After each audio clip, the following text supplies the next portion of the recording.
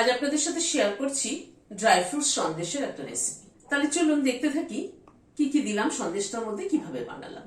1/4 cup almond দিলাম। কড়াইটাকে একটু গরম করে নিয়েছি আগে।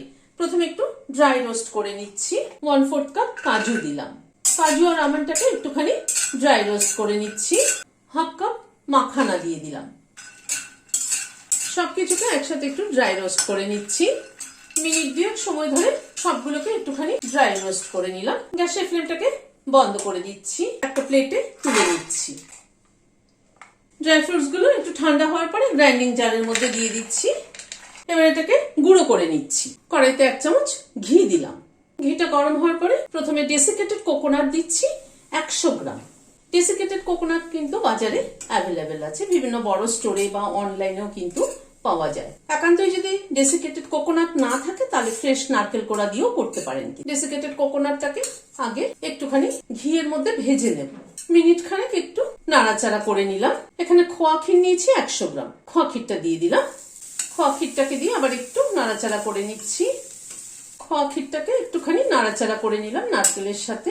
আমন্ড, কাজু আর মাখানার গুঁড়োটাও দিয়ে দিলাম। এরকম বাটি 1 বাটি দুধ দিয়ে দিলাম।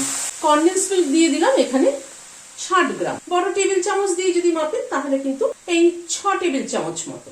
সবকিছুকে দিয়ে একবারে একটু মিশিয়ে নিচ্ছি।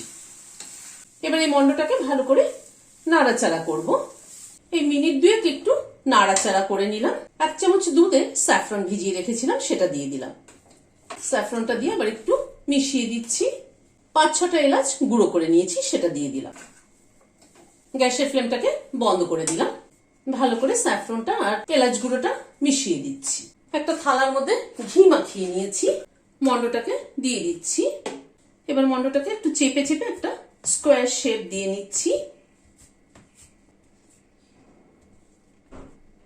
মন্ডটাকে চেপে চেপে একটা স্কোয়ার শেপ দিয়ে নিলাম।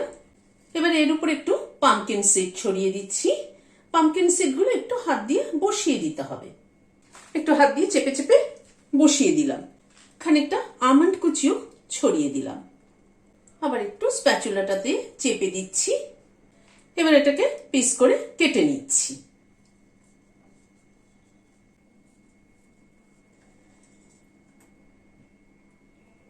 ঘরে এরকম একটা মিষ্টি তৈরি করেই নিতে পারেন।